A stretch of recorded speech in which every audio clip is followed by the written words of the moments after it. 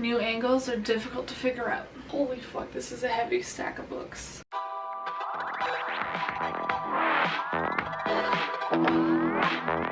I don't know if the shelf can hold it, but we're trying. Ooh, look at that. It did it. It held the stack, the huge stack. Oh my gosh.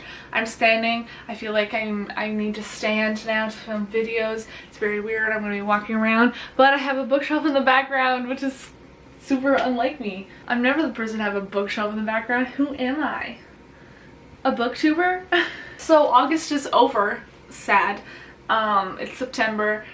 But that means I get to do my August wrap up and put these books away, which is very fun, very exciting. I'm actually going to unhaul one of these books, so we'll get into that. But to start off, here is my bullet journal spread. I had a really good reading month. I had so much fun this month. I didn't feel like I read a lot. I started off in like a book slump and I finished in a book slump, but in the middle, I read a lot of books. Wow, look at that. I'm so excited. I feel like August was just really good. I read 3 5-star books, like, dang, look at that. And I was pretty happy with everything that went on. The first book that I read actually was an audiobook, so a little image will pop up, was Silence Fallen by Patricia Briggs, and I gave this 4 stars. Continuing on with the Patricia Briggs series, this one was more like a 4.5. It was on the verge of being one of the most amazing books in the series, because some of them I rate 4 stars, some of them I rate 5 stars. It kind of just depends on what happens. And in this one, it was really, really amazing. And I truly hope she never stops this series because I love everything about it so much. This, I think, was the 9th book or the 10th book in the series, so I'm pretty far in at this point reading the Mercy Thompson series is what it's called. But in this book, Mercy gets kidnapped by some old vampires in Italy. They live in Italy, and they are Marcella, the local vampire's old owner, I guess, her old boss, and he sends other vampires and people to go kidnap Mercy.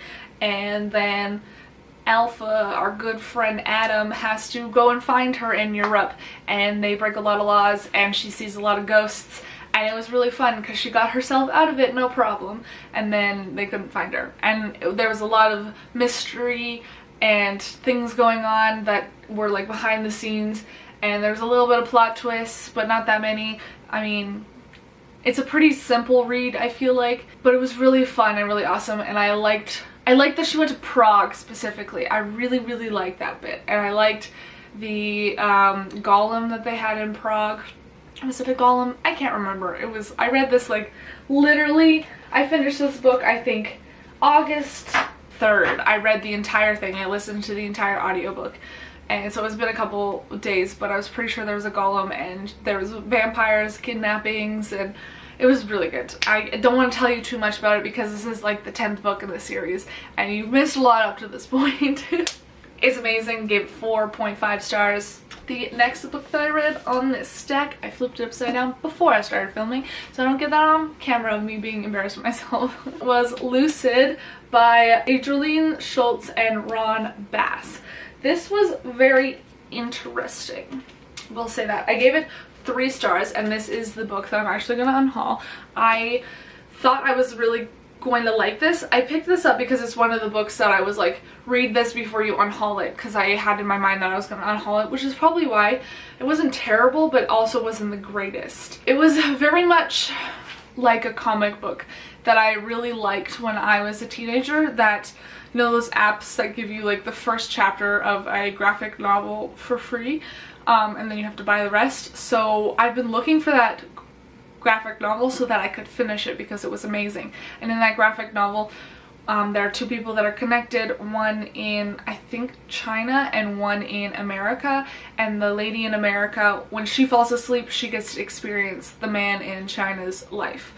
And when he's asleep, he gets to experience her life. So he spends a lot of time awake because he is in the army, and she spends a lot of time asleep because she wants to see how he's doing. And it's always been that way. They spoke each other's languages first when they were kids because they always dreamt of their own families, kind of thing, right? And so this was kind of like that, where when Maggie is asleep, she sees Sloane's life in her dreams, and when Sloane is asleep, she sees Maggie's life in her dreams.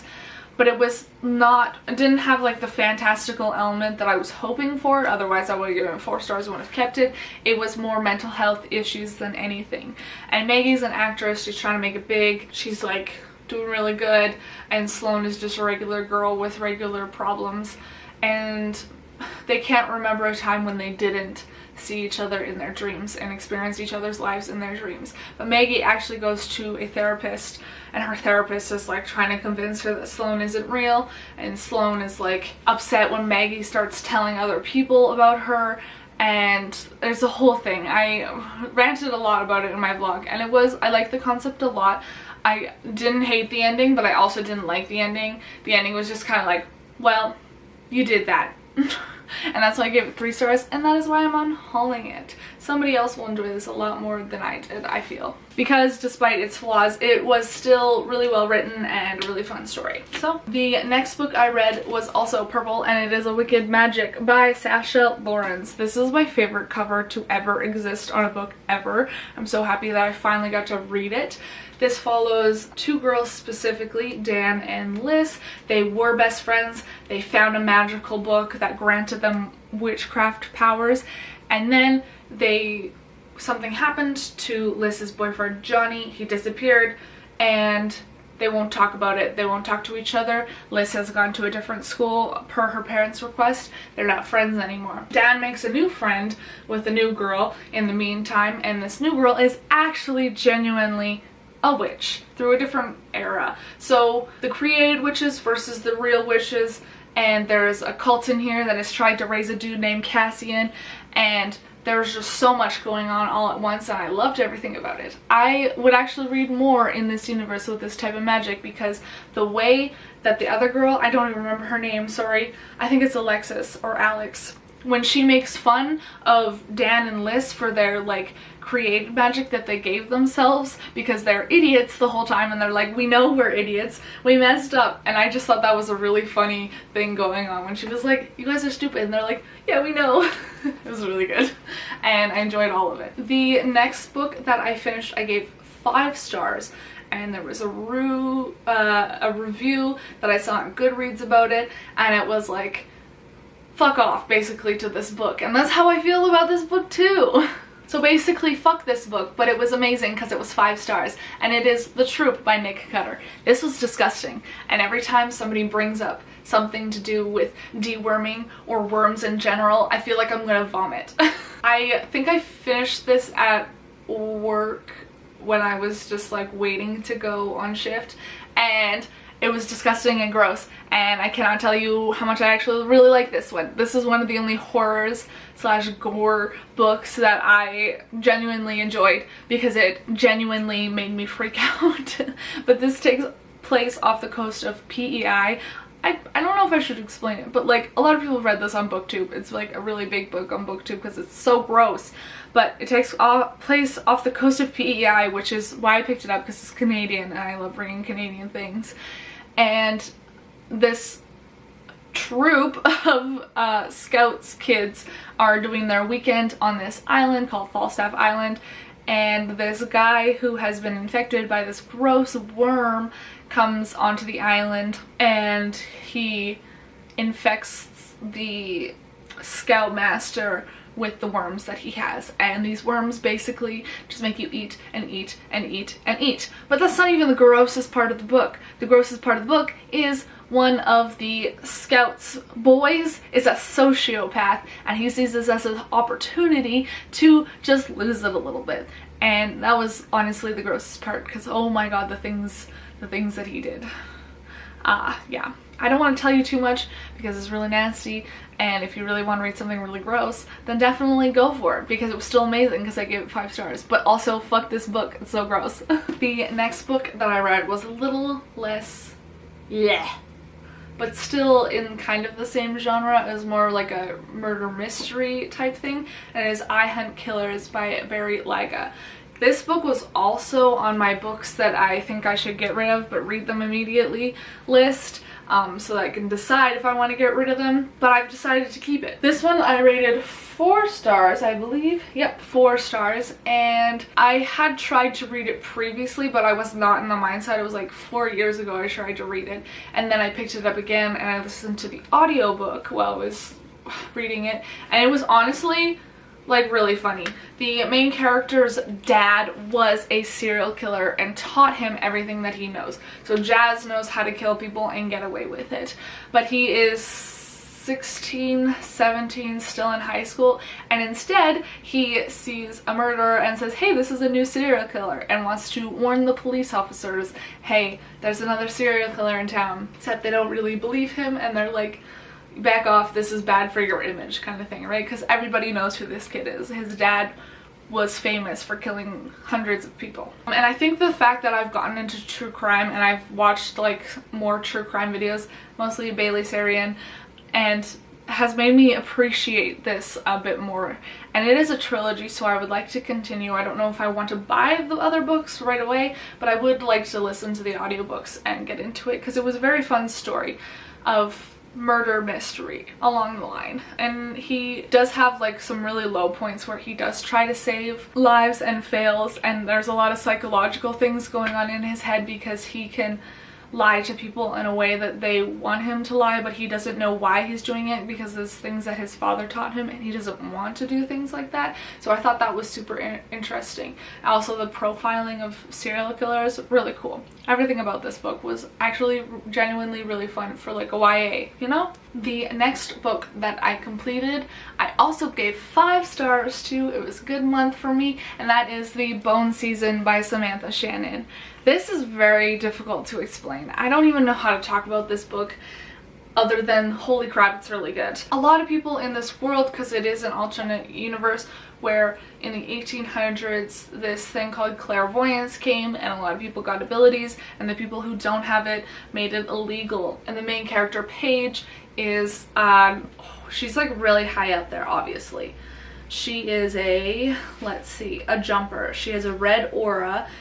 She's known as a dream walker. She can jump out of her body, go into somewhere else and spy on people if she needs to, and she's basically super illegal. People who have this clairvoyance are kidnapped, and honestly the way that it was done kind of felt like it wasn't real, and they were really like haha pranks at the end, because there was these creatures kidnapping the people with the clairvoyance to fight an army in a war that they brought into the world from a parallel universe. And it honestly felt really fake the first little bit, and then I was like, oh no, this is actually genuinely the plot of the story. And it was amazing. The world building, amazing. I love everything about this universe. It was just very weird, and I was like, okay, I don't know when they're gonna jump out and be like, haha, prank. But it's not. They don't jump out and say, haha, prank. It wasn't a thing.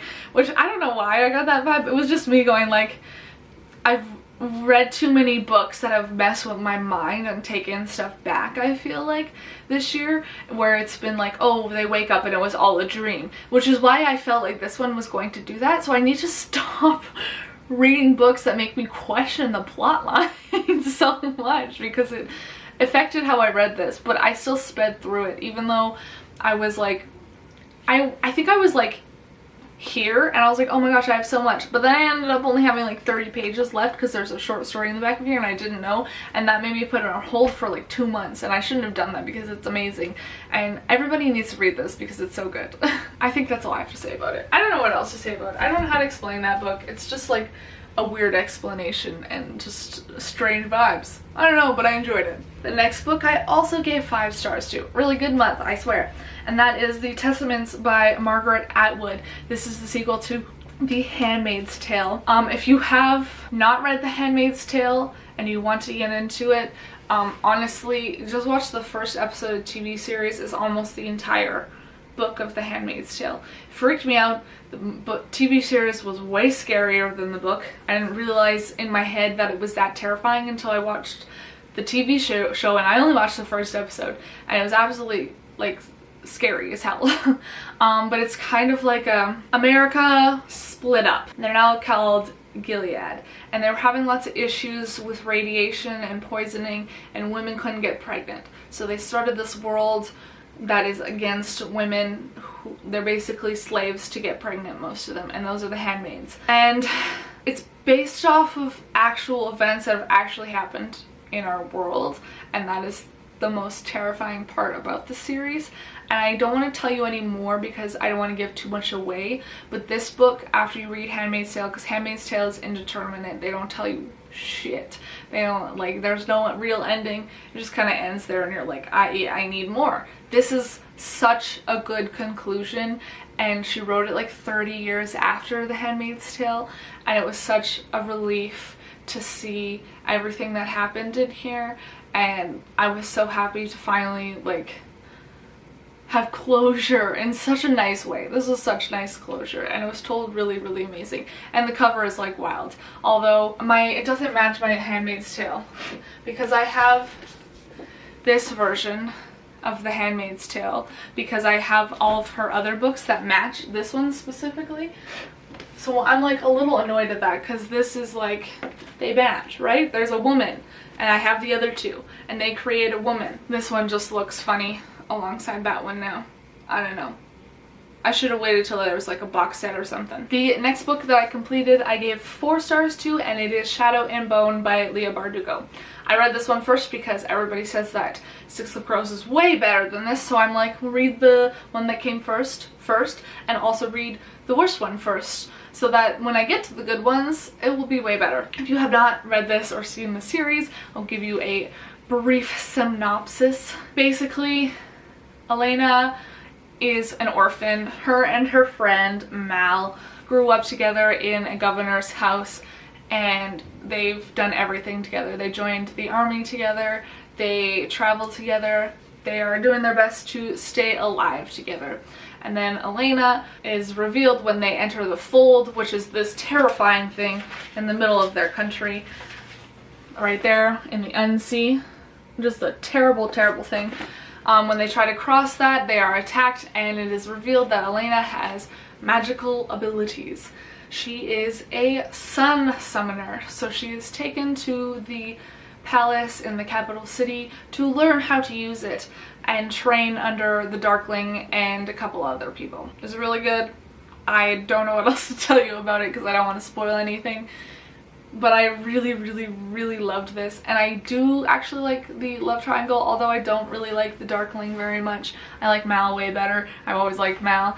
I don't even know how the Darkling slipped in there to be one of the options. But I did this with a buddy read with one of my friends, and we both very much enjoyed it. I think we both actually gave it 4 stars. And I'm looking forward to finally watching the TV series because I wouldn't let myself until I read it. Whew, second to last. Are you ready? This one actually was a reread. I did one reread this month, and it used to be a 5-star, but I since have demoted it to a 4-star. There's no problem with that. I just first read it when I was like 13, and I hadn't read a whole lot of books that were like adult books, and I thought it was the most magical, mystical thing I had ever read. And it is The Lovely Bones by Alice Sebold. This is still magical and amazing, and it still made me cry my eyes out at the end. But in this one, if you've never heard of it, because I know it's a little bit of an older book, but there's also a movie, follows this girl named Susie Salmon, who is murdered in the first chapter by this guy named Harvey. And the only thing that is ever found about her is all of her blood in the cornfield that she was murdered, and a dog finds her elbow. They never really have closure onto what happened to her, but this follows her point of view after she dies, recounting moments of her life as well as her parents' life, as well as looking into the future at what her family's doing, how they grieve her loss, how they all move on from having her in their lives, how they don't move on from having her in their lives, and how her family kind of falls apart and then comes back together. And it's beautiful and magical, and I love it so much, and it's still honestly one of my favorite books because I already have 2 copies of this. But I definitely recommend reading this one if you are worried. It really talks about loss and grief and how to move on or not move on from the loss of somebody in your family or somebody that you know, because it follows her friends and this boy that she liked who she got a love letter from, as well as like the neighbors all holding like a vigil out for her in the cornfield every year. And it was honestly just amazing and beautiful, and I can't get over, like, it was a good reread. It was so nice. All right, one more book that I read, and I actually gave it 4 stars, but hear me out, was Life and Death by Stephanie Meyer. There was a lot of controversy when this came out because all she basically did was change names and pronouns in the book. And I do have some issues with it, but this was better than Twilight and Midnight Sun put together. I don't even know how to explain to you, but like just switching them gender-wise was so much more fun to me than going into Edward's head. I freaking hated being in Edward's head. It was the worst. I don't want to talk about it too much because I have a video planned to talk about all the sticky notes, and we'll get there eventually, but I did really enjoy this, and it did suck me in. It felt like something new. I will say though, literally everybody's gender was changed in here. Everybody's gender, from the receptionist at the front desk to like Jacob's now has a mom, but it's Jules and Bonnie, and everybody's gender changed except for Charlie, Renee, and Phil, and that frustrated me. I was like, if you're really gonna switch it up, why don't you switch up those ones too? I mean, like, we all stand Charlie, he's great, but like, come on, like, switch it up just a little bit more, you know? And that's the only real issue that I had with it. I did have fun. I had a lot of fun. And yes, I am holding it upside down because this is the stupid copy with 2 of them. I hate it. I hate it so much. Let's pick a favorite book. I don't know which book was actually my favorite for August. I know I gave 3 5 stars out, but I don't think any of the 5 stars were my favorite reads of the month. Seriously, I think I actually liked every book that I read this month. Other than Life and Death and Lucid, the rest of them were all my favorites. It was a really good reading month. I'm very proud of myself for that. But since I can't pick one, can you guys pick a favorite read of the month? If so, what was your favorite read for August? You know what, honestly, we'll pick one. I'll pick The Troop, just because it was so gross. This is something that I normally don't read, and I do want to read more Nick Cutter stuff because I think it'll be very fun, even though I want to throw up just thinking about it. So I will pick this one as my favorite read. But what was your favorite read in August? I would love to hear from all of you. And thank you so much for watching this video, and I hope you all have a great day. Bye!